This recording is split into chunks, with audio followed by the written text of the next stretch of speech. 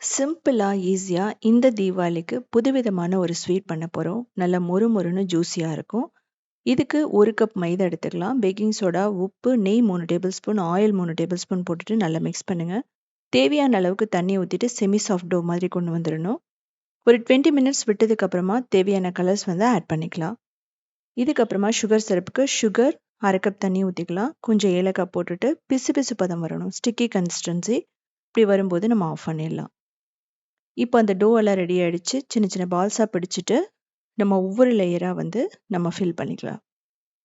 So fill பண்ணிவிட்டு நம்ம இதை கட் பண்ணுவோம். ஃப்ளவர் மாதிரி அவ்வளோதான். லேயர்ஸ் கடையில் நீங்கள் நெய் மாவு தடவி கூட பண்ணலாம். இது வந்து கோதுமையில் கூட நீங்கள் பண்ணலாம். சுகர் சிரப்புக்கு பதிலாக நீங்கள் வெல்லம் கூட போட்டு பண்ணலாம்.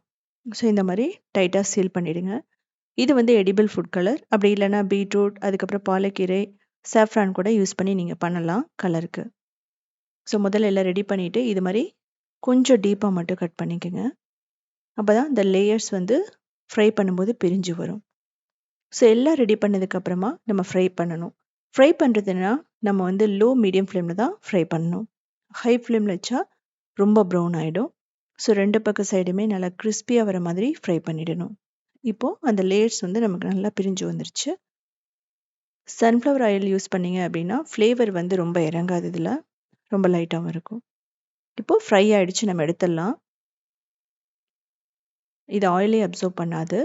இப்போ சுகர் சிரப்பில் போட்டுட்டு நம்ம 2 பக்கம் சைடும் நல்லா சுகர் சிரப் வந்து படுற மாதிரி ஒரு 20லேருந்து 30 நிமிஷம் இதை வந்து நல்லா ஊற வச்சிடணும். அப்போது நல்ல ஜூஸியாகவும் கிறிஸ்பியாகவும் ரெடி ஆகிடும்.